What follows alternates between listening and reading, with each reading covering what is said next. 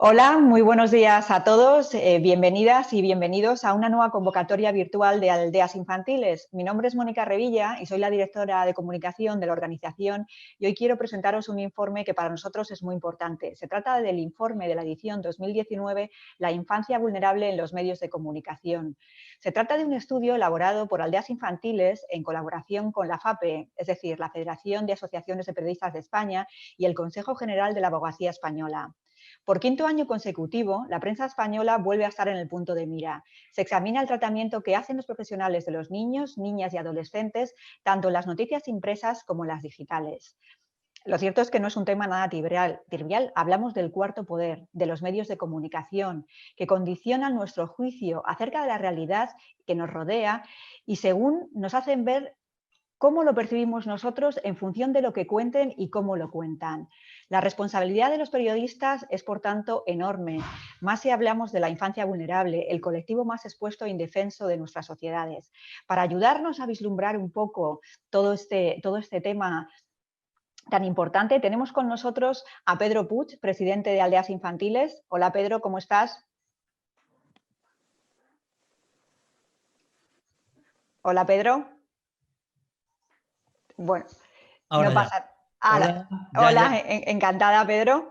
Hola, muchas gracias, Mónica. Muchas gracias por Contamos. la presentación y permíteme que salude a todos los compañeros y amigos que han participado en este informe y que venimos desarrollando desde hace 5 años, ¿no? Muy bien, muchas gracias, Pedro. También tenemos a Nemesio Rodríguez. Nemesio es el presidente de la Federación de Asociaciones de Periodistas, de la FAPE. Contamos también con Marga Cerro. Marga es la presidenta de la Comisión de Igualdad del Consejo General de la Abogacía Española. Contamos con nuestra compañera Laura Prados, que ha sido quien ha coordinado el informe. Tenemos a Carmen Garrido, periodista experta de sociedad y el tercer sector, y a María Giraldez de Luis, abogada de familia. Hola a todos y encantada de que nos acompañéis hoy. Buenos días. Muy buenos días, Carmen. Con ellos Hola, buenos días. Buenos días, Nemesio, ¿qué tal? María, ¿qué tal? ¿Cómo estás? Hola, buenos días. Muy buenos días.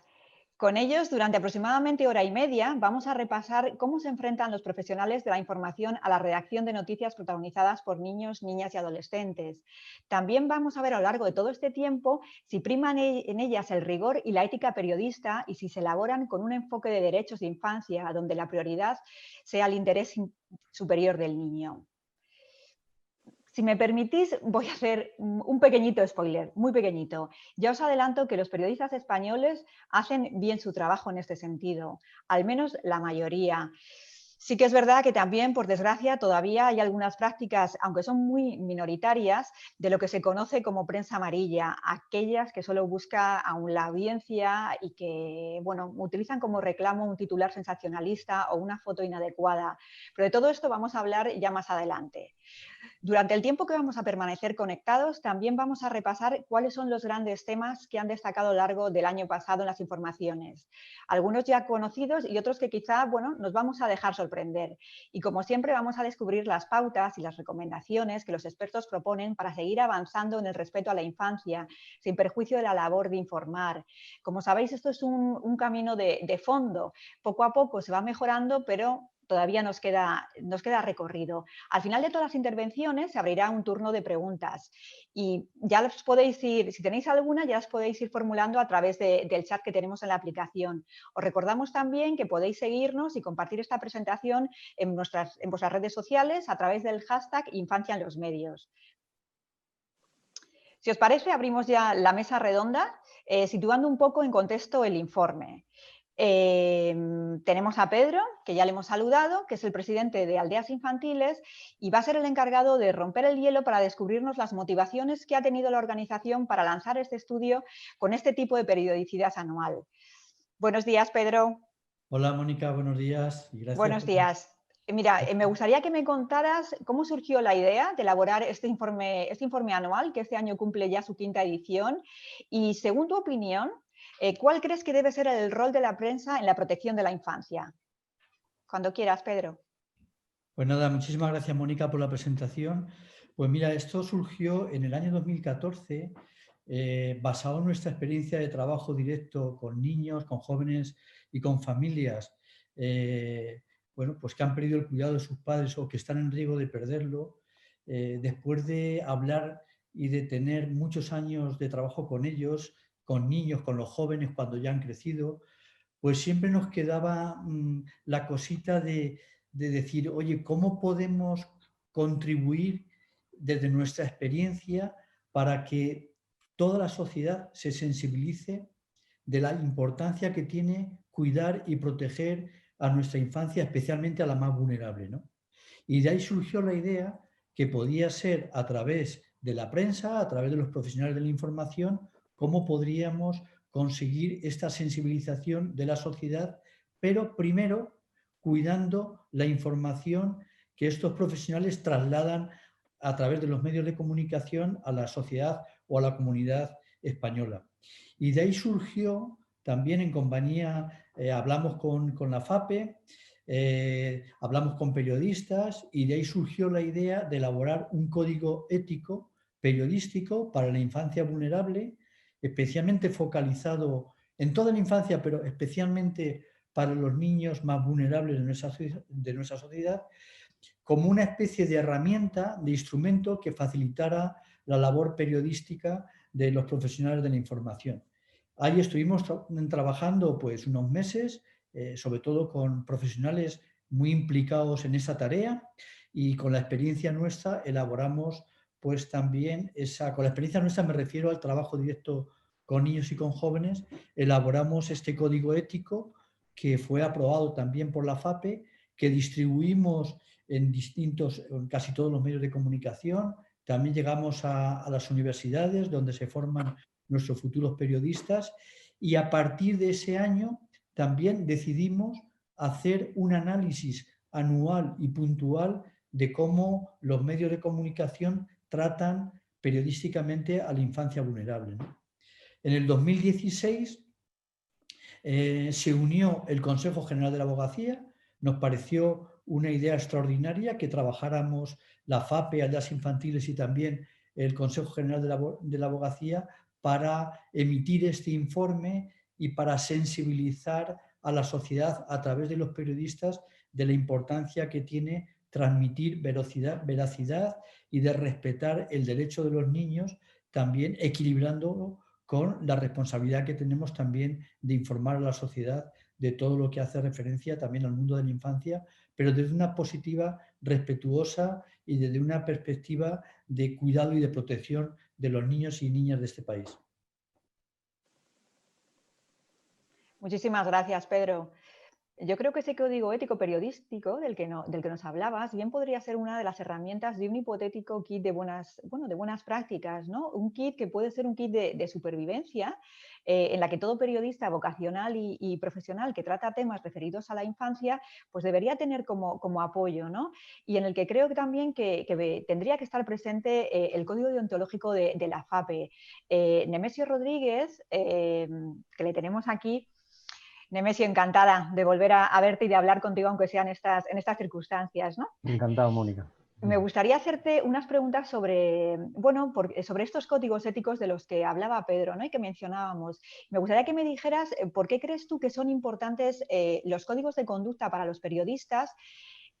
Eso por un lado. Y luego, en tu opinión, ¿qué crees que puede aportar esas alianzas entre la prensa y entidades sociales como la de Aldeas, ¿no? Un poco esa colaboración que nosotros llevamos ya realizando desde hace años entre Aldeas Infantiles y la FAPE. Muchísimas gracias, Nemesio. Gracias a vosotros. Bueno, yo en primer lugar quiero agradecer a Aldeas Infantiles que sigamos juntos, que estemos junto con el Consejo General de la Abogacía peleando para que se impongan cada vez más los criterios éticos y deontológicos en nuestra profesión. Agradecer también el trabajo que han hecho las autoras del informe, que es un informe muy exhaustivo y completo.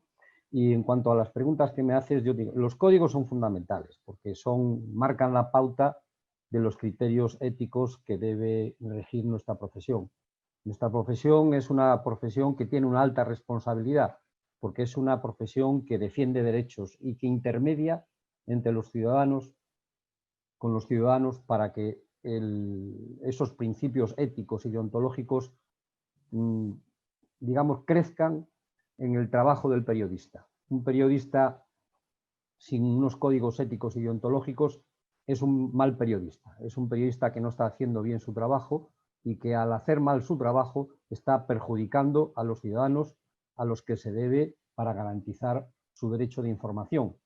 Los códigos éticos en el caso del tratamiento informativo de la infancia son absolutamente imprescindibles. Yo creo que el trabajo que venimos desarrollando desde hace 5 años ha logrado cambiar la mentalidad del periodista, ir modificando su comportamiento ético y centrándose más en que a la hora de hablar de los menores estamos hablando de ciudadanos que son especialmente vulnerables y que debemos tener mucho cuidado en proteger sus derechos sobre todo los derechos a la propia intimidad e imagen, que son los derechos que normalmente entran en colisión en el trabajo periodístico y los ciudadanos. Son derechos que siempre están en medio de la disputa, muchas veces de la disputa judicial, y para esto tenemos los códigos éticos. Los códigos éticos te marcan un camino que tú, si eres un periodista responsable, si eres un periodista preocupado por garantizar el derecho de información de los ciudadanos, tenderás a respetar esos códigos, a cumplirlos,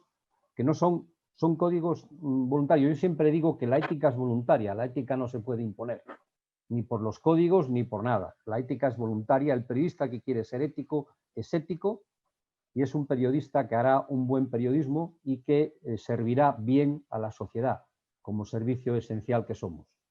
La colaboración entre la FAPE y Aldeas Infantiles es una colaboración extraordinaria.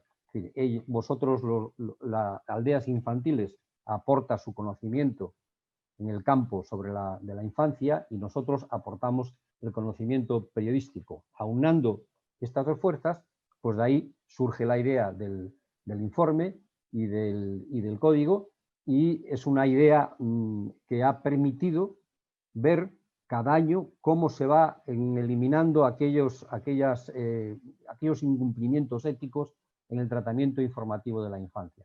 Cada vez los autores del informe, las autoras del informe, cada vez van comprobando que se está mejorando extraordinariamente a la hora de hacer la información, aunque siguen, digamos, existiendo periodistas y medios que no entienden la necesidad de proteger los derechos de la infancia.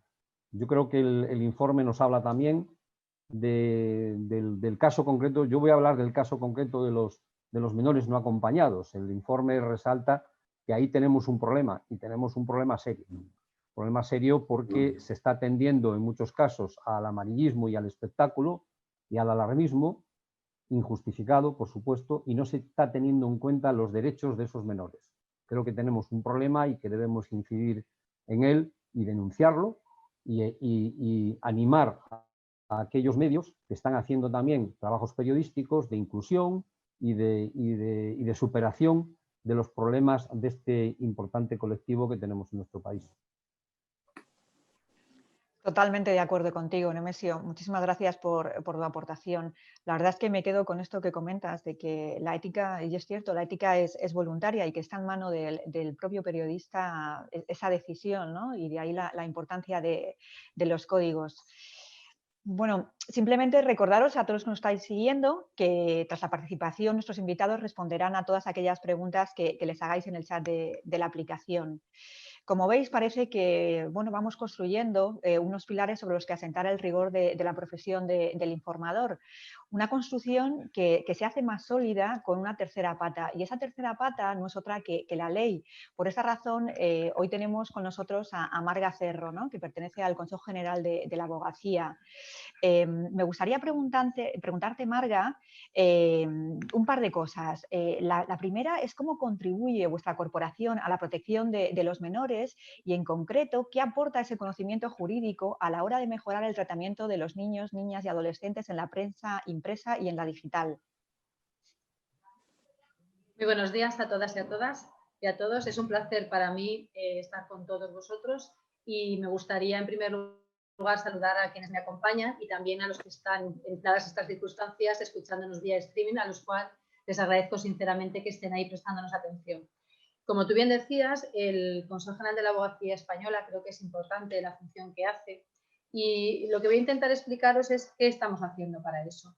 El Consejo General de la Abogacía, por supuesto que para nosotros es un placer que sea el 5º año consecutivo que participamos en este informe y en este momento agradezco tanto a Aldeas Infantiles como a las coautoras del informe la labor que han llevado a cabo. El marco legal que tenemos, como decías, es importantísimo. Nosotros tenemos nuestra Constitución Española, la Declaración de los Derechos Humanos, la Declaración de los Derechos del Niño, la Convención sobre los Derechos del Niño y luego nuestra propia legislación. Legislación que entendemos que otorga un marco jurídico más que suficiente para proteger los derechos de los menores.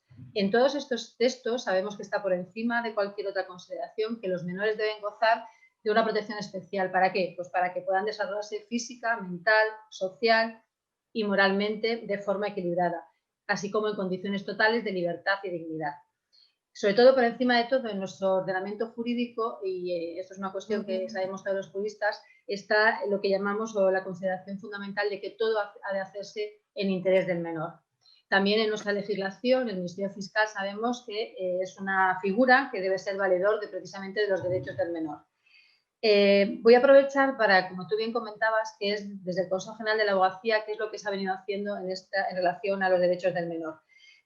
Sobre todo a nivel institucional, tanto a través de la Comisión de Igualdad, desde su creación hace apenas un año, como de la Subcomisión de Violencias de Género. Los menores tienen que tener una protección especial. Llevamos 10 años dentro de la abogacía institucional luchando por los menores y cuidando de ellos. Os diré que dentro de todas las actividades que hemos llevado a cabo están, por ejemplo, la publicación de un informe que hicimos de Ni ilegales ni invisibles, que mostraba la realidad jurídica y social de todos los menores extranjeros en España. También pusimos en marcha un concurso de cortometraje, Yo también tengo derechos, o el concurso de fotografía a 1,20 metros, los derechos de los niños vistos desde su altura. Y el seminario sobre tratamiento de los menores en los medios de comunicación, propuestas que hicimos para un cambio, o la colaboración con la Asociación de la Prensa de Madrid o el Premio de Derechos Humanos Nacho de la Mata, con especial atención este último a los derechos de los menores no acompañados, entre otras muchas aulas y jornadas de formación que hacemos. De hecho, por ejemplo, en especial hay una aula específica para la protección de los menores y la asistencia jurídica a los menores. La trascendencia de una información mal planteada nos parece vital.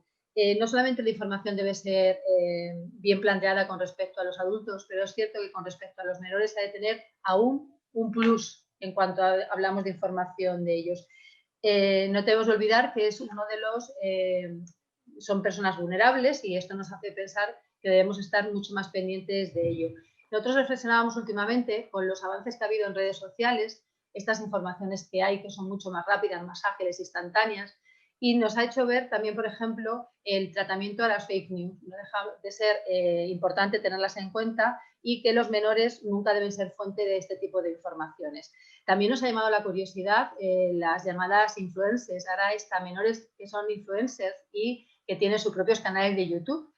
No debemos olvidar, o no deben olvidar los periodistas, que aunque los padres consientan este tipo de, no consientan, sino que llevan a cabo este tipo de actividades con sus padres, con sus hijos, perdón, yo creo que los periodistas no deben utilizar los mismos métodos y desde luego hay que ser prudentes a esta nueva realidad que nos está, que la tenemos ahí mismo. Es importante además destacar, o me parece súper importante destacar, que un periodista debe saber, y evidentemente yo creo que la mayoría sí que sabe qué es información y qué es morbo. Pero sí que es información y qué es morbo es importante, más importante aún es cuando estamos hablando de menores. Por eso nos parece que es francamente imprescindible avanzar en 3 ámbitos que hemos pensado importantes. La autorregulación de los profesionales de comunicación para que actúen con responsabilidad ante la protección y los derechos de la infancia, la educación y una verdadera cultura de comunicación que se dé a los menores y, por supuesto, el seguimiento de las obligaciones de los servicios de comunicación audiovisual que realizan las autoridades reguladoras.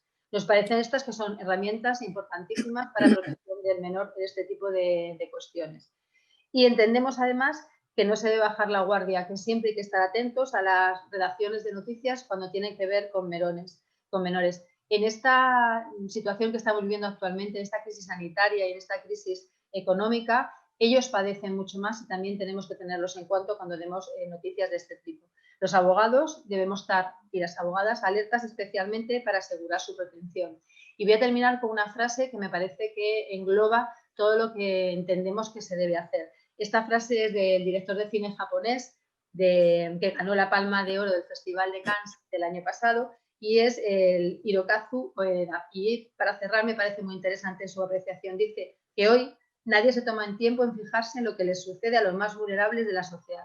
Pues bien, nosotros decimos que esta indiferencia es un riesgo que no puede permitirse jamás una democracia. Por eso en este informe queremos estar junto a quienes más lo necesitan y a quienes más lo necesitan, que son los menores. Estoy segura que entre todos, la abogacía, los periodistas, las organizaciones y las federaciones, vamos a contribuir a ello. Así que vamos, muchas gracias. Muchísimas gracias, Marga, por tus interesantes aportaciones. La verdad es que la cita muy acertada, y es verdad, ¿no? Muchas veces nos olvidamos de que son los más vulnerables, se quedan ahí y como tú comentabas también, pues son invisibles, ¿no? Desde luego, lo que estamos viendo, ¿no? Desde que hemos empezado esta presentación, es que no cabe duda de que una información trabajada, contextualizada y teniendo como principio el interés superior del menor y la protección de los derechos a la infancia, se traduce en una información de calidad, que es lo que de verdad se necesita, ¿no?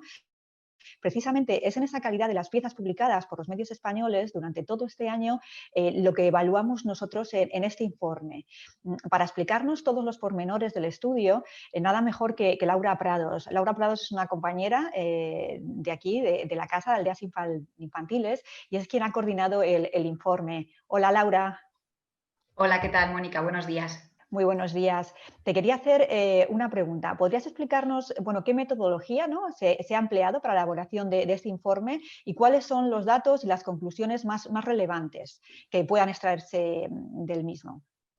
Muchísimas gracias, Mónica. Bueno, antes de pasar a plantear el informe, ¿no? que nos trae a todos hoy aquí, sí que me gustaría agradecer, como han dicho el resto de compañeros de la mesa, ¿no? A todos los participantes y yo como coordinadora del informe, muy especialmente a todos aquellos que han estado ahí como hormiguitas, ¿no? Cada día pues, elaborando y analizando las noticias, ¿no? No quiero dejar de nombrar a Daya González, periodista experta en información sobre sociedad, a Carmen Garrido, que la tenemos hoy con nosotros, y por supuesto también a María Giraldez, que también está aquí en la mesa, ¿no? Y con un cariño muy especial mencionar a María Rosa Priego, que es la periodista también que ha hecho posible este informe, que le ha dado forma al informe, que ha tenido en cuenta todas nuestras valoraciones y que bueno, pues que se merece también una especial atención. Y dicho esto, vamos a entrar un poco de lleno en el informe. Voy a compartir pantalla, la presentación que hemos preparado para vosotros y bueno, empiezo a explicarlo. Yo creo que se ve perfectamente, ¿verdad? Vale. Sí, se ve, Laura. Perfecto. Fenomenal. Gracias. Ahora ya la tienes en grande, sí. Bueno, pues empezamos. El por qué. Creo que Pedro lo ha explicado al inicio muy bien, ¿no? ¿Por qué estos informes, ¿no? Que llevamos ya 5 años realizando? Porque somos conscientes y sabemos que los medios de comunicación desempeñan un papel súper importante en la protección a la infancia. La protección a la infancia no es un tema que competa solo a las familias o a las organizaciones como nosotros, como Aldeas Infantiles, ¿no? que trabajan por ello, sino a todos los actores sociales, y los medios de comunicación tienen un papel muy importante en ella, ¿no?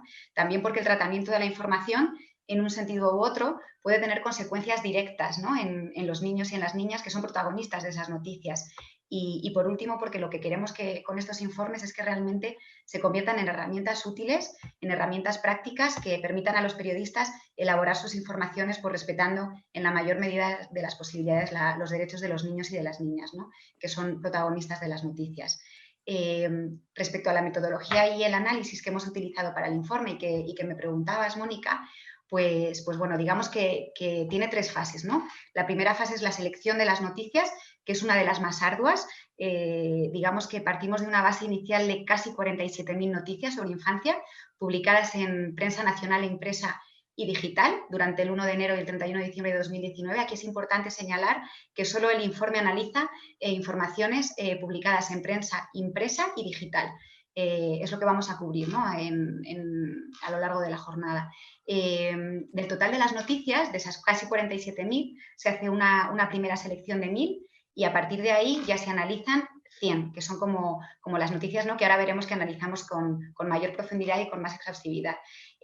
¿Por qué elegimos estas 100 noticias? ¿Cuáles son los criterios? Pues son criterios puramente cualitativos. Para la selección de las noticias primamos la relevancia que tienen esas noticias a nivel mediático, noticias que están presentes en los medios a lo largo del año con asiduidad, y también tenemos en cuenta abordar la mayor variedad posible de temas que afectan a la infancia, no quedarnos en los de siempre, sino intentar abordar diferentes temas y temas nuevos que empiezan a ingresar en los medios de comunicación, ¿no?, relativos a infancia. La segunda fase de esta metodología es el análisis. Ya partimos de esas 100 noticias elegidas, seleccionadas, y ahora vamos a valorarlas y a puntuarlas. Las puntuamos del 1 al 5, donde el 5 es una puntuación muy mala, por así decirlo, y el 5 es una puntuación muy buena en el tratamiento de la infancia vulnerable. ¿Y qué es lo que valoramos en cada noticia? Pues valoramos 6 criterios de análisis. Hay 3 criterios que están presentes siempre en las 5 ediciones que hemos venido realizando y que también están presentes, lógicamente, en este informe, que son el cuerpo de la noticia, el titular de la noticia y la imagen. Son criterios que analizamos siempre y que, por lo tanto, podemos ir comparando tendencias. Y luego hay 3 criterios nuevos que se incorporan cada año y que proceden del Código Ético Periodístico para la Infancia Vulnerable, que, como comentaba Mónica y Pedro, ¿no?, hicimos junto a la FAPE en 2014.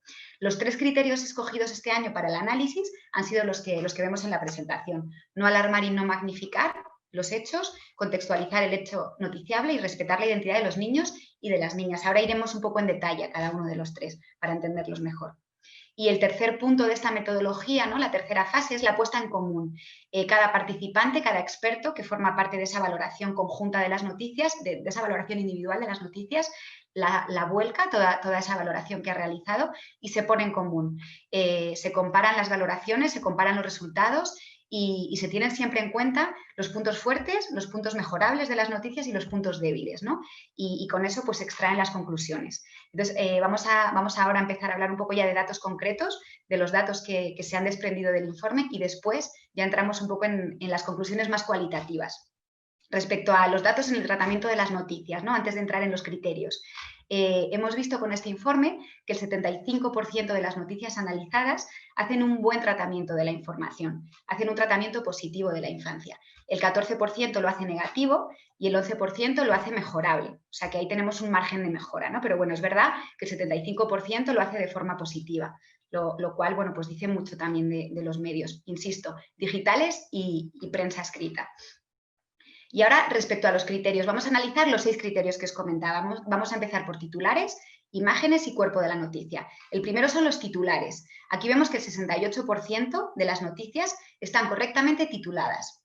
El 20% de los titulares han sido, sin embargo, catalogados como regulares, el 7% como malos y el 5% como muy malos. Seguimos teniendo, por lo tanto, un 32% de titulares que de una u otra manera pueden vulnerar los derechos de los niños. Y aquí hago un inciso. ¿Qué significa un mal titular, ¿no? Pues un mal titular significa cuando entramos en detalles morbosos, ¿no?, de ese niño, de esa noticia, cuando utilizamos al niño como una fuente de información, ¿no?, como única fuente de información también, cuando es un titular alarmista, sensacionalista, que no aporta realmente información o que se sirve de sí mismo, del titular propio, ¿no?, para enganchar al lector a leer una noticia que poco tiene que ver a veces en realidad con ese titular. Bueno, pasamos ahora al cuerpo de la noticia. Aquí un poco vemos que los resultados son bastante similares con los titulares. Vemos que el 63% de las noticias tienen una valoración superior a 4 o de 4, por lo tanto son buenas o muy buenas. Están tratadas el cuerpo de la noticia con rigurosidad. Esto significa que contrasta las fuentes, hay fuentes diferentes, no una única, y respeta esa identidad de los niños, la privacidad de los niños, etc. Eso es un buen cuerpo de noticia, ¿no?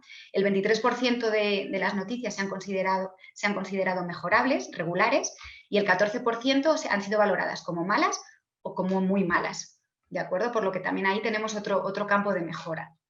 El tercer criterio que se repite a lo largo de los informes de estos años, el de las imágenes, es donde ya pone un poco el foco en qué es lo que estamos haciendo mal y qué es lo que nos baja un poco la media de esa valoración de las noticias, ¿no? Y lo tenemos en las imágenes. De las 100 noticias que hemos analizado, había 88 que contenían alguna fotografía, alguna ilustración o algún recurso audiovisual. Pues bien, es el apartado que, como digo, más vulneraciones de los derechos de los niños ha cometido. El 47,7% es correcto, pero el 20% es ampliamente mejorable, el 19% vemos que es mala y el 12% incluye noticias, imágenes consideradas como muy malas. Y con esto podemos también concluir de algún modo que quizás el cuerpo de la noticia responde a esos derechos del niño y de la niña, pero quizás la imagen es la que lo está haciendo mal. Quizás en la noticia estamos respetando ese derecho a la identidad del niño, no lo estamos haciendo público, pero la imagen sí. Entonces hay que cuidar un poco más las imágenes que ofrecemos de los niños y de las niñas para no desvelar su identidad con ellas, sobre todo, insisto, si estamos hablando de infancia vulnerable. Entramos ahora a analizar los 3 criterios que son específicos de este año, que el primero de ellos es no magnificar y no alarmar. Con este criterio entendemos que debe primar siempre la verdad en las noticias y no debemos hacer uso de detalles morbosos o sensacionalistas solo por aumentar la audiencia de esa noticia, ¿no? Porque al final eso es lo que nos hace perder credibilidad. No lo estamos haciendo mal en este punto, vemos que el 73% de las informaciones respetan este criterio, no son alarmistas, no son amarillistas, como decía Mónica en su intervención también, y bueno, es verdad que el 17% son regulares y que el 10% han sido valoradas como malas o como muy malas, pero es cierto que es un criterio que bueno, está ampliamente bien valorado. En penúltimo lugar, entramos ya a valorar la contextualización de los hechos noticiables. Por esto entendemos que no basta solo con cuidar esa información que ofrecemos del niño o de la niña, que puede ser protagonista de una información, sino que también hay que cuidar muy bien la información que ofrecemos de su entorno, de sus familiares, de su círculo social, porque también esa información nos permite identificar al niño o estigmatizarle, ¿no? En algún momento dado. Entonces hay que tener cuidado no solo de la información del niño que se ofrece, sino también de la información de su entorno. En este criterio vemos que el 59% de las informaciones están bien o muy bien contextualizadas, vemos que el 29% lo está de forma regular y que un 12% lo está mal o muy mal. Y por último, otro de los puntos también más conflictivos, por decirlo de algún modo, del informe, ¿no? Es el respeto a la identidad. Junto a la imagen es en lo que más estamos fallando, ¿no? Los periodistas y las informaciones sobre infancia vulnerable. Vemos que el Código Ético Periodístico para la Infancia Vulnerable ya nos indica, ¿no? Como también señalaba Pedro, al final los periodistas somos unos actores sociales, sois unos actores sociales que debéis también garantizar esa protección de la identidad de los niños, sobre todo si son niños que forman parte de situaciones complicadas, de situaciones de vulnerabilidad. Sin embargo, solo el 39% de las noticias no respetan este derecho, lo hace de forma regular. Vemos, sin embargo, que el 28% lo hace bien y que el 33% lo hace de forma positiva. Pero también, insisto, hay un 39% que no está respetando la identidad de los menores, ¿no? Y hay que prestar atención a este criterio de forma importante. Y bueno, un poco como resumen y como manera de aglutinar todos estos criterios que comentamos, podemos decir que de media, la nota media que destaca en este informe, en el informe de este año, es un 3,88 sobre 5. Es un resultado positivo. Como decía Mónica en su spoiler, hemos aprobado, los periodistas han aprobado en ese tratamiento de la información. Sin embargo, vemos un ligero descenso con respecto al informe del año pasado, cuya media fue de 4,04, pero también es cierto que no podemos compararlo porque, como decía, los criterios que se tienen en cuenta cada año, los únicos 3 criterios que se tienen en cuenta cada año son titulares, cuerpo de la noticia e imágenes, pero en cada edición del informe se suman 3 criterios nuevos y por lo tanto tampoco los hace comparables al 100% entre sí, ¿no? Entonces, bueno, pues hay que prestar atención este año a que realmente seguimos fallando en imágenes y seguimos fallando en respeto a la identidad. Y sin embargo, uno de los criterios mejor valorados ha sido el que no alarmamos y no magnificamos los hechos, no exageramos en la noticia. Entonces, eso también es un punto positivo. En conclusión, vemos, como decía, que hemos retrocedido 16 décimas en la puntuación con respecto al año anterior. Y esto como datos y como cifras un poco generales, ¿no? Que se extraen del informe. Pero aparte de todos estos datos, ¿no? Más cuantitativos, al poner en común los expertos todas las valoraciones que hacemos sobre las noticias, también tenemos muy en cuenta la parte cualitativa y también extraemos conclusiones que nos permitan hablar de las temáticas que están más presentes, que nos permitan abordar otros criterios y otras características que están presentes en las noticias y que no tengan tanto que ver con esos criterios específicos, ¿no?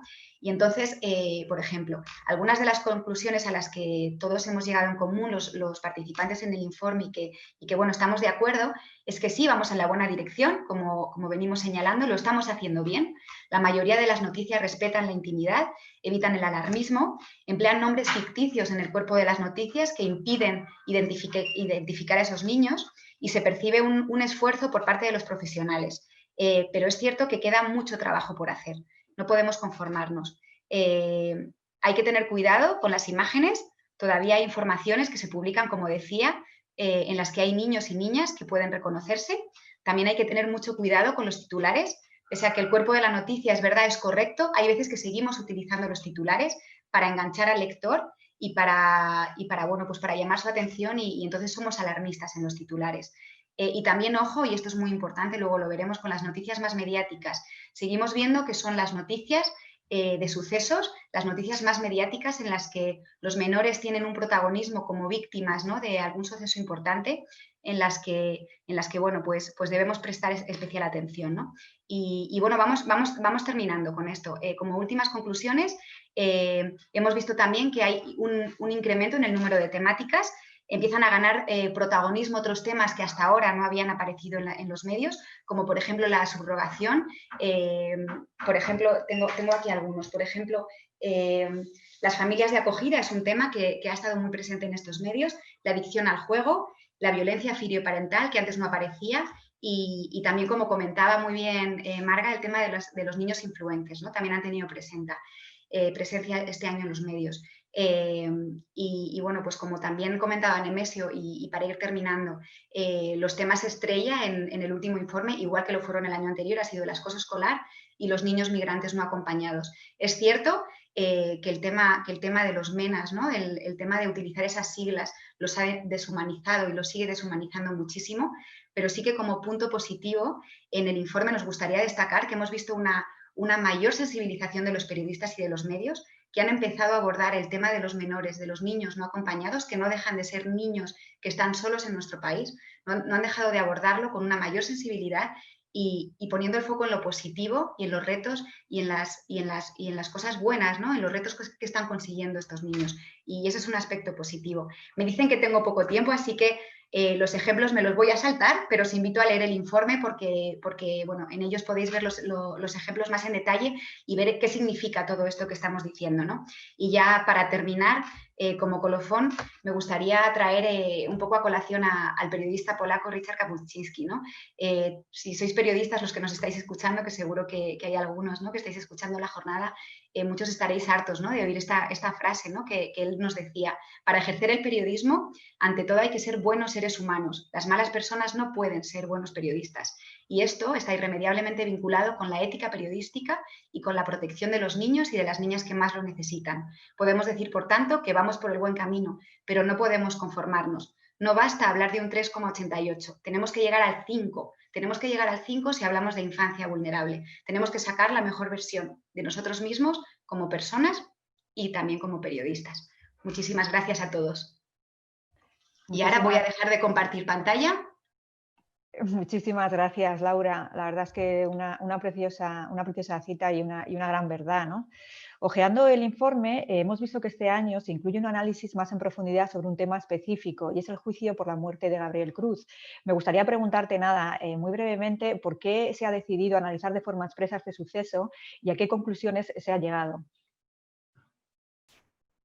Gracias, Mónica. Pues sí, como bien mencionábamos también en el informe, hemos visto que durante los últimos años, no solo en el último, hemos visto que realmente las noticias que más fallan en relación al tratamiento de los niños, ¿no?, en las noticias, son las noticias relacionadas con los sucesos.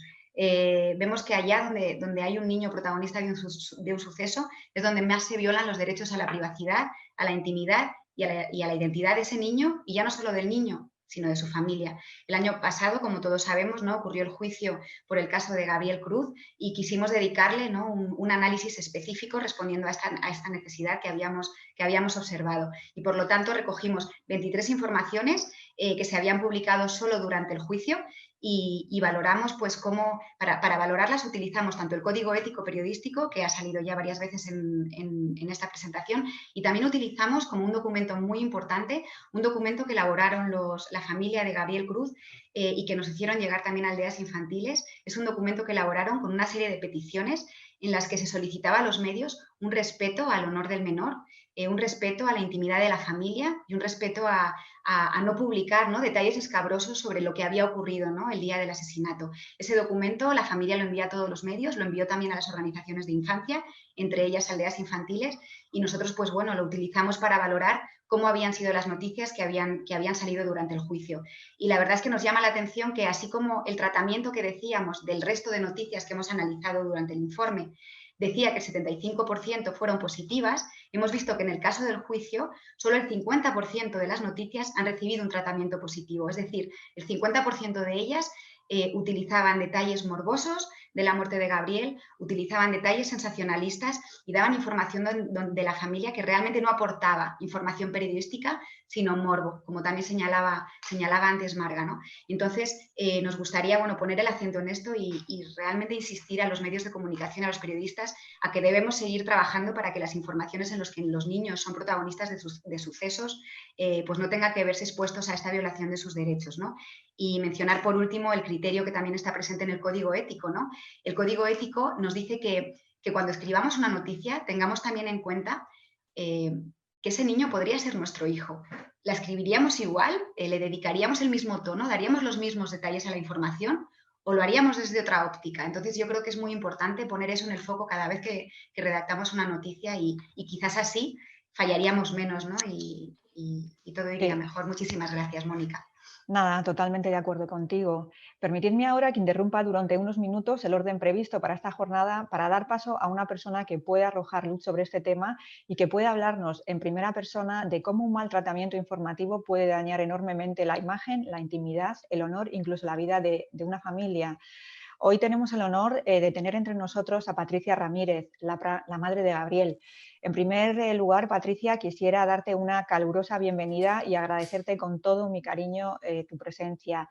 Me gustaría que nos contaras cómo viviste tú ese momento mediático y si realmente sentiste que se respetaban las peticiones que hiciste llegar a los medios de comunicación con la esperanza de ver protegidos vuestros derechos a la intimidad y a la imagen de vuestro hijo. Hola, buenos días. Buenos días, Patricia. ¿Me escucháis? Perfectamente, sí.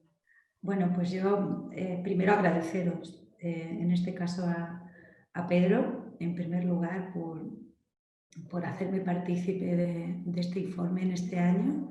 Me hubiese gustado estar más presente en la elaboración y poder aportar un poquito más de mi conocimiento, de mi experiencia. Ha sido difícil este año y no como me hubiese gustado.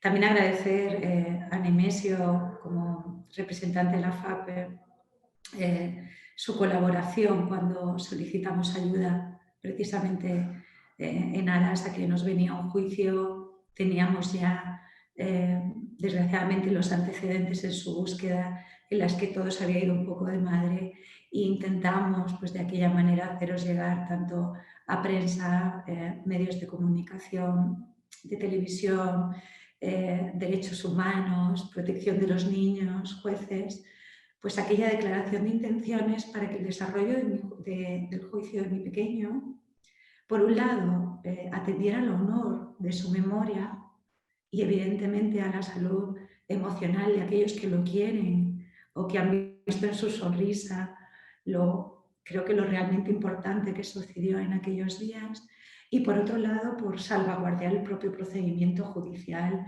en el que estábamos inmersos, ¿no? Este pacto que esbozamos fue una suerte que todo el mundo prácticamente lo apoyó, desde, pues ya he comentado, derechos humanos, jueces, todas las asociaciones de jueces, federaciones como vosotros, Nemesio, Aldeas Infantiles, asociaciones de víctimas. Y bueno, hay una buena noticia, es que gracias a esto ha habido un 50-50, que nos decía Laura. Es decir, sí sirvió para un poco sensibilizar. Es cierto que lo vivimos mal.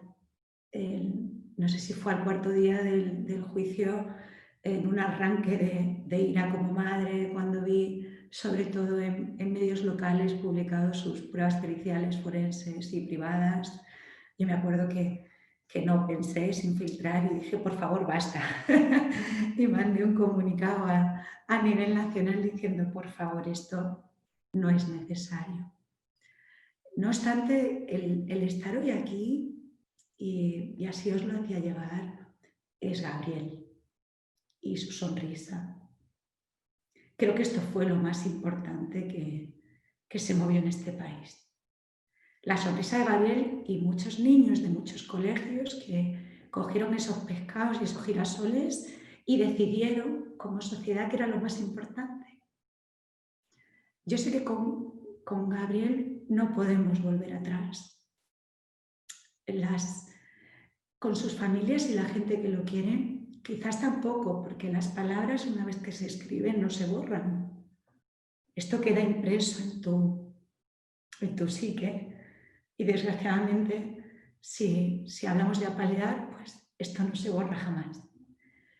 Pero sé que él estaría contento de que yo hoy hablara por él y de formar parte de este informe para que no se agache ninguna sonrisa más de ningún niño.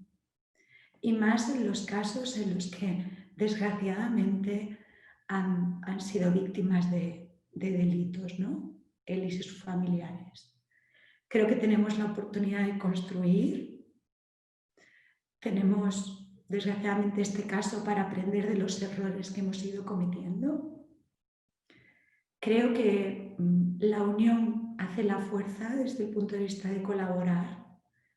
Y yo simplemente, ante todo, diría que si un periodista, ya sea de medios de comunicación, escritos, audiovisuales, de televisión, tiene duda, primero que tomen en cuenta las palabras de Laura, cómo lo haría si fuera su hijo.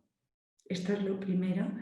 Y si no, que acuda a especialistas como vosotros, que seguramente vamos a hacer que esta noticia se ponga en buen camino, ¿no?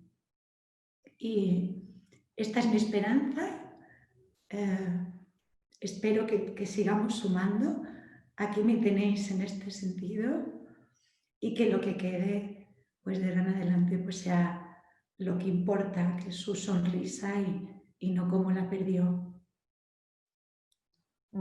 Muchísimas gracias Patricia por tus palabras tan necesarias. Ojalá, como bien dices, sirvan para que en el futuro los medios de comunicación y los profesionales de la información realicen una labor realmente impecable en el tratamiento que hacen de ese tipo de informaciones y que no se vuelvan a repetir nunca estas malas prácticas. En nombre de Aldeas Infantiles te agradecemos de todo corazón, de verdad, que hayas estado aquí con nosotros y que, como muy bien tú dices, estamos aquí para construir, como me dijiste ayer, para construir desde la concordia y evitar bueno, que no se vuelva a repetir, aprender de los errores y sobre todo pues que nadie consiga agachar la sonrisa de ningún niño, ¿no? Un fuerte abrazo, Patricia, y nos despedimos ya de ti. Muchas gracias. Gracias a todos vosotros y enhorabuena por el excelente trabajo que estáis haciendo. Espero con el tiempo poder ayudaros más y, por supuesto, desde aquí estoy con vosotros. Gracias. Mónica, gracias. Mónica, sí, perdona. Una palabra para Patricia, decirle que mil gracias por haber hecho el esfuerzo de participar, que te tenemos en el corazón y que sepas que ha sido un testimonio y un ejemplo para la sociedad desde que lamentablemente ocurrió el acontecimiento y que con tu ejemplo, con tu sonrisa también, pues has sabido transmitir pues un modelo de comportamiento ante una circunstancia tan adversa y tan dramática como la que has vivido, ¿no? Entonces, muchísimas gracias y contaremos contigo hoy y cuando tú quieras. Muchísimas gracias a vosotros, de verdad, y de corazón, y enhorabuena por este trabajo de investigación tan necesario y por dar voz, aunque no guste escucharse esto, pero seguro que vamos construyendo. Gracias. Gracias, Patricia. Sí, seguro que sí, que vamos a construir y desde luego yo creo que en la mente de todos los periodistas están en ello y así lo van a hacer. Y imagino también, poniéndome en la piel del periodista, ¿no? que el ritmo vertiginoso que se caracteriza a las redacciones, la irrupción de Internet, la carrera esa que continua, ¿no? de ser el primero por dar la noticia, no ayudan a conseguirlo y penalizan este buen tratamiento y este rigor tan necesario. Para hablar de todo esto, tenemos con nosotros a Carmen Garrido, una veterana periodista experta en sociedad y tercer sector. Hola, Carmen. Carmen, ¿me escuchas? Buenos días. Muy buenos días. ¿Me lo ponéis? Sí, te oigo, tú a mí no. Sí, buenos te días. Buenos días. Mira, te quería hacer unas preguntas, ¿no? Y sobre todo, con base a tu dilatada experiencia, ¿no? Me gustaría preguntarte cómo se aplican en la redacción estos códigos deontológicos de los que venimos hablando y qué evolución, ¿no? has apreciado tú en el tratamiento de la información, ¿no? a lo largo de toda tu carrera profesional.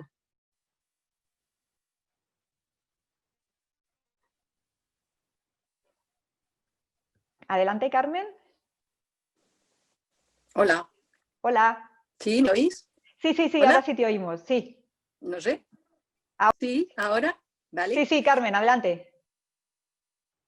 Primero, buenos días a todos.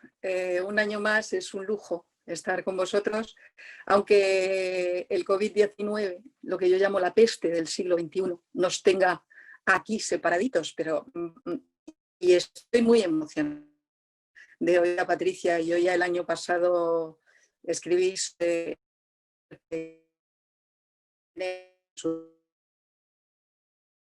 voy a contaros un poquito mi intervención sobre el tema de los códigos deontológicos, que titulo Contra viento y marea, información responsable.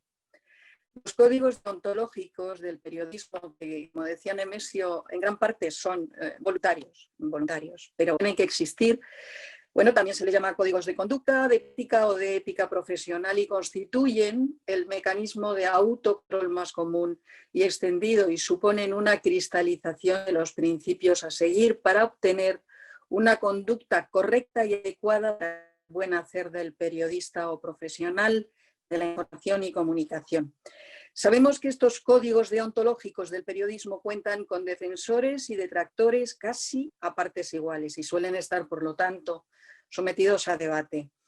Benjamin Harris, autor de lo que se considera el primer Código Mundial de la Ética Periodística, decía: los códigos deontológicos contribuyen de manera fundamental a crear y afirmar una conciencia moral colectiva dentro de la profesión.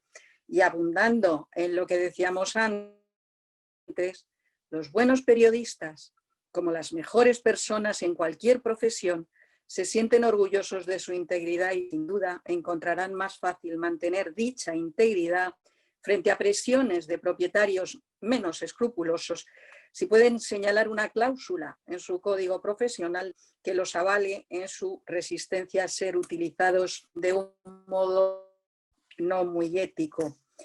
Ni que decir tiene estos códigos por la conciencia de los profesionales.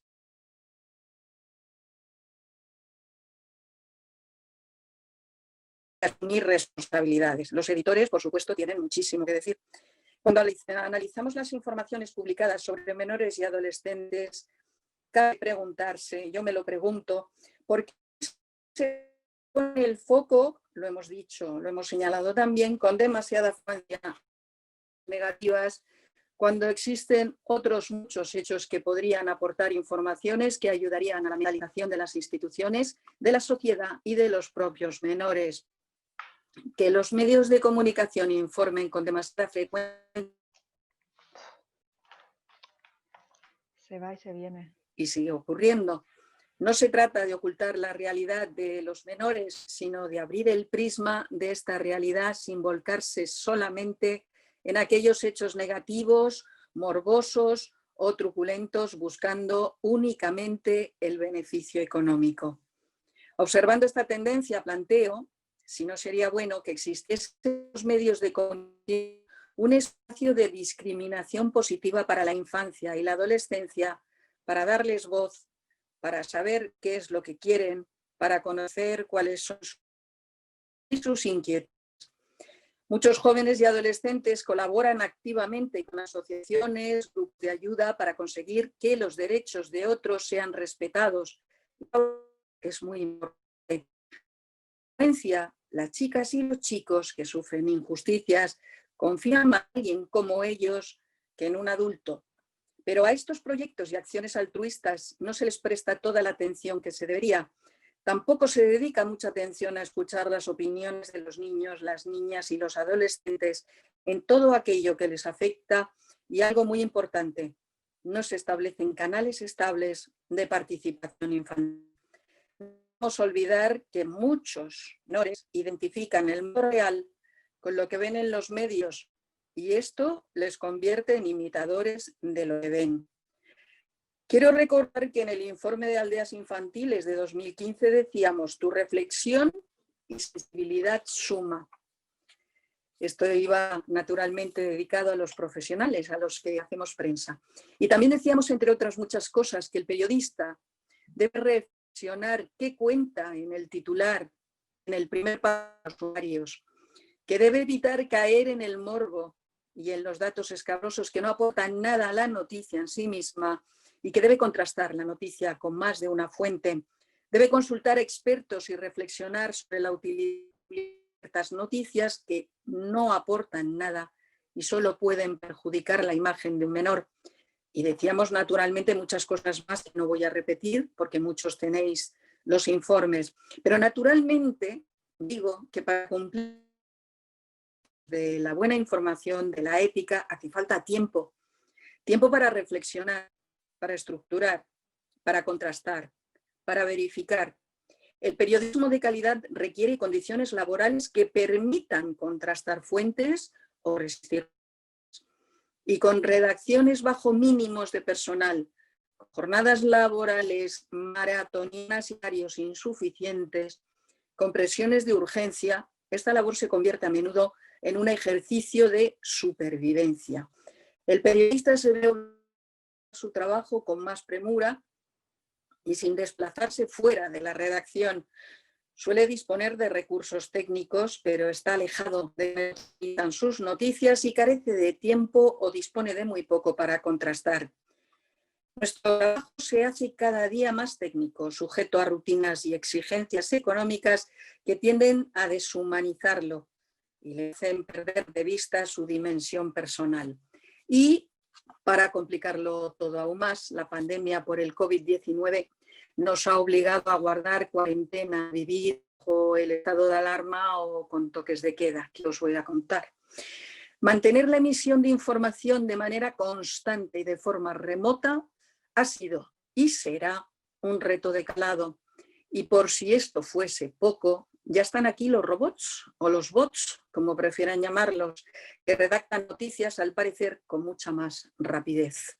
Gabriel García Márquez afirmó que los periodistas se han extraviado en el laberinto de una tecnología disparada sin control hacia el futuro. Sabemos que los profesionales de los medios de comunicación pueden jugar un papel relevante en la creación de conciencia social ante la infancia, contribuyendo a una visión ajustada a la realidad de la infancia como colectivo. Sabemos que en el caso de las fuentes de información que se utilizan para traer las noticias sobre la infancia, es importante verificar de modo especialmente minucioso la legitimidad y credibilidad de aquellos que nos ofrecen información, así como de los contenidos de la misma. Sabemos que debemos priorizar siempre el interés superior de los niños y adolescentes en la toma de decisiones. Decía yo en uno de mis informes de aldeas anteriores que los profesionales de la información deberíamos asumir, generalmente así lo hacemos, que la protección de los menores no va nunca en detrimento de la calidad de la información, sino más bien al contrario. Nos corresponde a los periodistas ir un paso por delante. Y antes hablábamos de noticias falsas. Yo hace no mucho publiqué un artículo en donde decía que la bulodemia, es un palabra que me he sacado un poquito de la manga, perjudica seriamente la salud.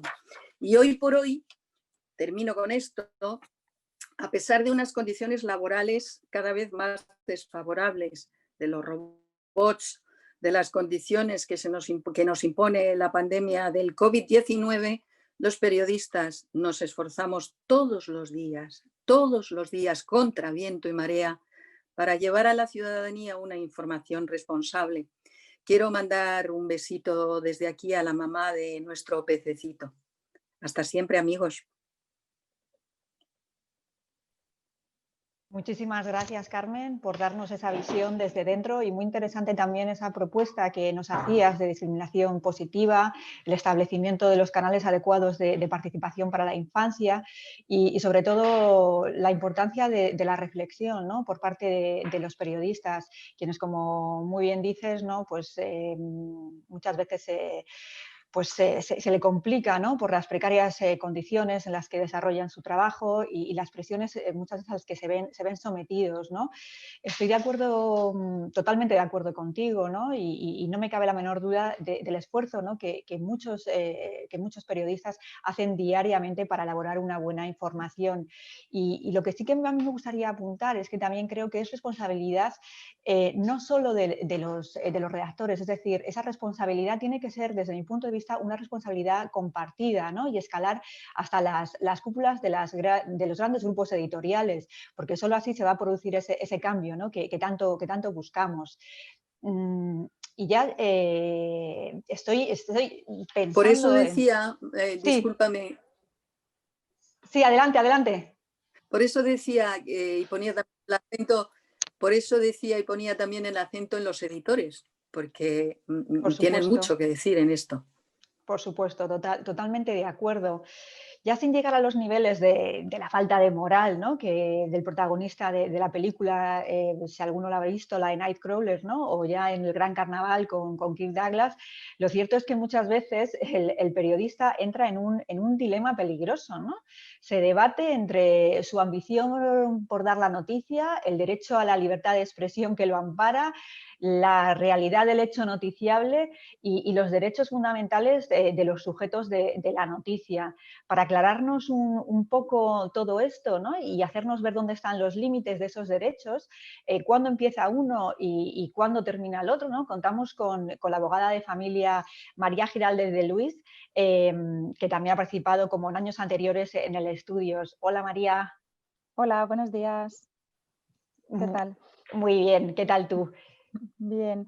Mira, Bueno. te quería hacer un par de preguntas, ¿no? La primera es cómo puede el profesional conjugar esos derechos, por un lado, ¿no?, y cómo proteger jurídicamente a los niños y sus derechos fundamentales, y si sus derechos fundamentales tienen la misma exigencia de respeto que el derecho a estar informados.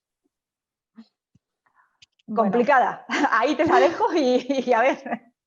Bueno, en primer lugar, y como el resto de participantes, antes de empezar, quería agradecer al DEAS Infantiles y al Consejo General de la Abogacía por contar con nosotras un año más para la participación de este informe, y a la FABE por su participación y las aportaciones tan interesantes. Efectivamente, llevamos ya años participando en este informe tan magnífico. Y lo cierto es que a lo largo de este tiempo que hemos participado, hemos analizado las tres perspectivas del tratamiento de la infancia en los medios, empezando por los menores, siguiendo por los progenitores y tutores y cerrando el círculo con el periodista. Entonces, por un lado, analizamos la perspectiva del menor y concluimos que inculcando los valores de protección de la propia imagen e intimidad del menor desde la educación, una de las propuestas del Consejo General de la Abogacía que ha comentado Marga Cerro en su intervención y que nos parece muy satisfactoria, pero también desde el derecho del menor, ojo al concepto, a verse protegido, lograremos que la sociedad y los medios preserven el respeto a la infancia que consideramos vulnerable en los medios de comunicación, en muchas noticias. En segundo lugar, analizamos la responsabilidad del consentimiento, esa perspectiva de los progenitores o tutores. y por tanto responsables de actuar en interés de los hijos de acuerdo con su personalidad y con respeto a sus derechos, donde concluimos que la responsabilidad de los padres va decreciendo a medida que el menor cumple años, teniendo en cuenta los 14 años como edad para empezar a otorgar al menor el derecho de consentir en esa cesión de sus propios datos. Quizás si los padres son conscientes de estos límites, se esmeren más en esa primera parte que analizábamos, esa educación de los menores en el valor de su propia intimidad. Y ya por último hemos analizado en tercer lugar, ¿no?, la responsabilidad del profesional, que tristemente en muchos casos, los más mediáticos, vemos como un tira y afloja, una colisión de derechos fundamentales, como ha indicado Nemesio Rodríguez en su intervención. Nosotros también lo hemos analizado en nuestra participación. El derecho a la información colisiona con el derecho fundamental del respeto al honor, a la intimidad personal y familiar y a la propia imagen. Y me preguntabas, ¿pero hay uno que que está por encima del otro? Pues mira, al final el Tribunal Supremo en su sentencia 6334/2013 de 17 de diciembre los considera idéntica protección. Entonces, ¿qué propone? ¿Qué solución proponemos? Bueno, el Tribunal Supremo propone una técnica de ponderación constitucional.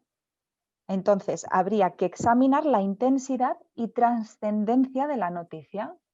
Entonces, para nosotras concluimos en nuestro análisis que al final manda el sentido común, la lógica y la sensatez. Esa ética voluntaria, como también ha indicado Nemesio Rodríguez, siempre teniendo en cuenta, y que quizá para nosotras el truco está en no dejar de ver a los menores como sujetos de derecho. Claro, y es verdad, porque de hecho son sujetos de derecho, como muy bien dices. Muchísimas gracias, María. Es el momento de abrir el turno de preguntas y aunque por cuestiones de tiempos nos va a ser complicado responder a todos, sí que vamos a ir poquito a poco, ¿no? Tengo una primera que es para Laura y que dice así: ¿cuáles son las consecuencias que pueden tener para los niños las noticias que no preservan debidamente su identidad? Hola de nuevo, Mónica.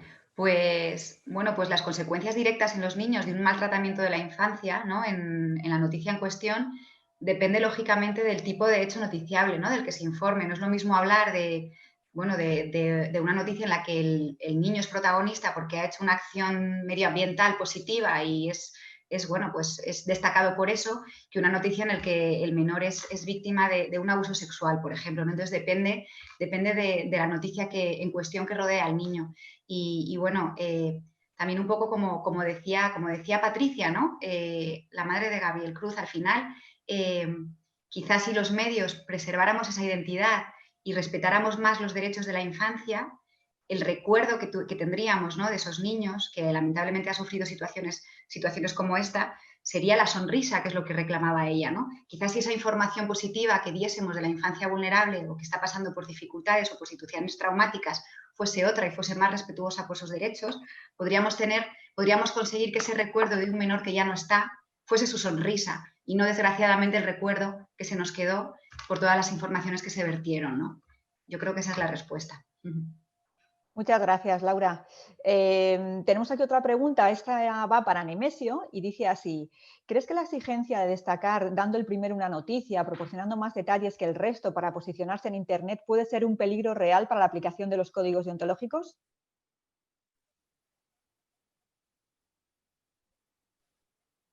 Bueno, yo creo que todo periodista y todo medio aspira a ser el primero en dar una información. Eso no quiere decir que para dar primero esa información tenga que incumplir los códigos éticos y la propia práctica periodística.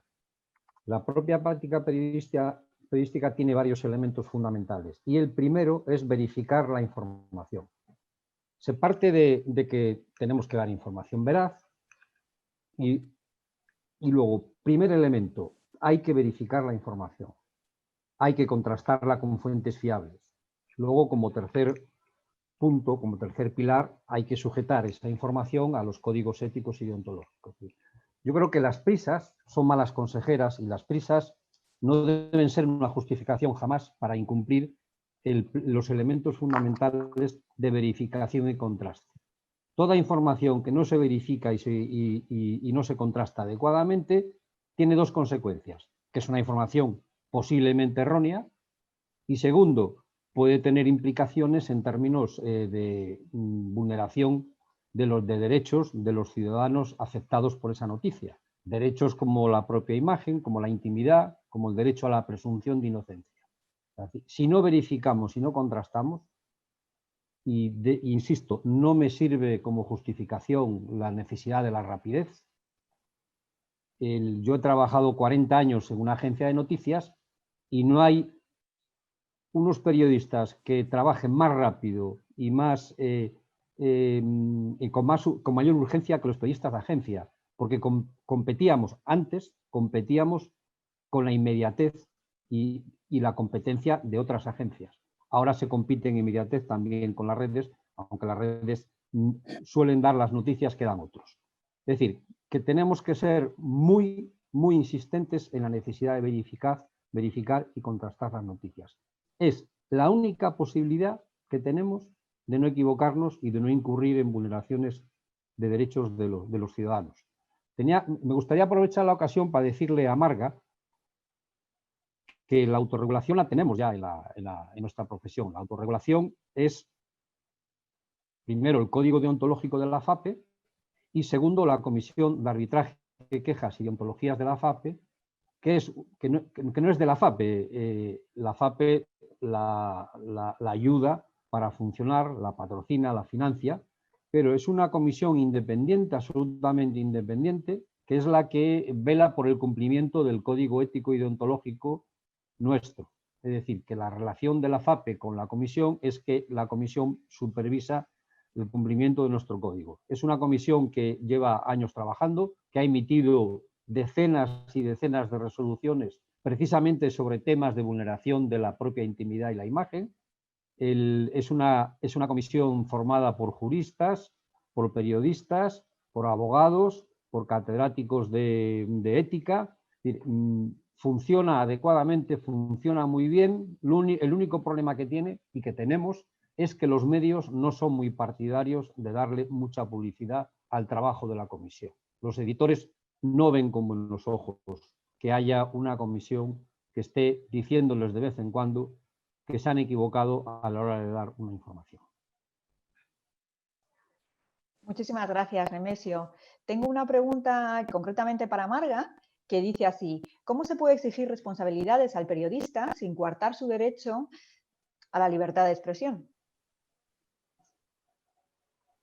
Hola de nuevo. Pues precisamente lo voy a unir con lo que comentaba Nemesio. Yo cuando antes decía que avanzáramos en la autorregulación, no es porque no hubiera autorregulación, sino precisamente por lo que comentaba Nemesio, sino que creo que tenemos que seguir avanzando en esa autorregulación, porque sin ello va a ser bastante complicado que se ponga ciertos límites a esa, que yo no llamaría a esa información, sino yo la llamaría a esa mala información. Entonces, aunque sabemos que existe autorregulación, creo que es imprescindible avanzar en ella. Y luego yo decía que tenemos un marco jurídico en España que yo creo que es más que suficiente, lo decía antes, porque así lo creo, para proteger los intereses del menor. Hablaba, me parece que una persona que nos estaba escuchando, de las modificaciones que ha habido a la ley orgánica en cuanto a la modificación de protección de la infancia y de la adolescencia. Es decir, seguimos avanzando en un marco jurídico. Y luego, como también alguien comentaba, el Tribunal Supremo lo que hace es poner una balanza los derechos, el derecho a la información, el derecho a la intimidad, el derecho, en este caso, al interés superior del menor. Entonces, yo creo que hay que modularlo. Evidentemente es muy complicado y habrá que ir a cada caso concreto, porque yo entiendo que todos los casos no son idénticos y no se puede hacer una camisa a juego para todos ellos, sino que habrá que ir caso por caso e ir viendo cómo se puede. Pero yo creo que sí que es factible esta regulación en nuestro ordenamiento, y yo creo que el menor y la adolescencia están protegidas en nuestro ordenamiento jurídico. ¿Que se puede avanzar? Podemos avanzar, pero no tenemos un marco jurídico pobre. Yo creo que tenemos un marco jurídico bastante razonable. Muchas gracias, Marga. Tengo otra para María, que dice: ¿cuáles son las implicaciones legales de una información que permite la identificación del menor? Pues precisamente como indicaba Marca, gracias al marco jurídico que tenemos, por un lado tenemos la Ley Orgánica de 3/2018 de 5 de diciembre de protección de datos, en la que se establece los 14 años como límite para el menor otorgar ese derecho a consentir en la cesión de sus propios datos. Hasta entonces son los padres o tutores los responsables.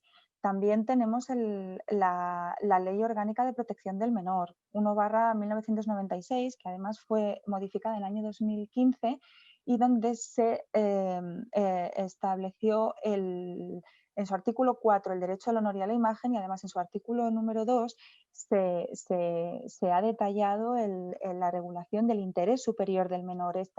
Esa colisión que en todo momento estamos hablando, coincido con Marga, hay que ir caso por caso, no hay un corte de patrón en este aspecto. Muchas gracias, María. Yo no sé si queda alguna pregunta por responder. Aquí hay una también que iba para ti también, María, que dice ¿cuándo y de qué manera es posible recoger en las noticias declaraciones de los menores? No sé si podrías darnos respuesta a esta, que es ya más específica. Bueno, volvemos a lo mismo, es decir, si el menor tiene menos de 14 años, podremos tomar los datos y podremos obtener su declaración a través de una declaración responsable de sus progenitores, etcétera. Si tiene más de 14 años, el propio menor podrá facilitar esta declaración, siempre todo dependiendo de qué tipo de noticia, qué tipo de declaración y en qué medio lo vamos a publicar. Es inevitable, por eso hablaba de las tres perspectivas. Es inevitable. Son tres elementos que hay que tener en cuenta las tres perspectivas. La del menor, la de los responsables del menor y evidentemente la del periodista. Y como ha dicho Nemesio Rodríguez, se trata de un acto voluntario. La ética es voluntaria, efectivamente, y se trata del sentido común. A base de luchar todos, lograremos una sociedad sensata. Sí, totalmente de acuerdo contigo, María. Nos vamos Perdón, a quedar... pero es que todo empieza por esa educación, la educación del menor. Cuando el menor de verdad valora... Uy, se ha silenciado. Perdona, María, no hemos podido escuchar la última frase porque estaba silenciada. Si nos lo puedes volver a decir... Decía esto, que al final lo principal y la base de todo es la educación. Eduquemos a los menores a valorar su propia intimidad y su propia imagen. Y estaremos construyendo una sociedad sensata y no hablaremos más de colisión, de se tira y afloja. Muy bien, muchísimas gracias, María. Ya vamos a ir terminando. La verdad es que ha sido un encuentro realmente interesante, también emocionante. Lo cierto es que los medios de comunicación siempre suscitan múltiples opiniones, abren debate y llevan a la reflexión, ¿no? Por la especial influencia que ejercen en la sociedad en la que se integran. Agradecemos enormemente vuestra atención y participación, al público desde sus casas y, por supuesto, a nuestros invitados. 1.000.000 de gracias por aportaciones tan valiosas, tan oportunas y tan reveladoras. No me quiero ir sin antes agradecer también a mis compañeros, a Manuel Sardá, que ha estado con toda la parte técnica, y a Marta García, que ha estado moderando el chat. Un fuerte abrazo virtual para todos y espero que nos veamos muy pronto. Un abrazo. Gracias. Un abrazo. Muchas Un gracias. abrazo. Gracias, ha sido un Hasta placer. luego. Hasta luego. Adiós a todos. Adiós. Adiós. Gracias, Pedro. Hasta Gracias. luego. Marga, Carmen. Adiós. Hasta Nos vemos. pronto. Me alegro Hasta mucho pronto. verte, aunque sea a distancia. Cuídate mucho. Igualmente, Pedro, todos vosotros, cuidaros. Gracias.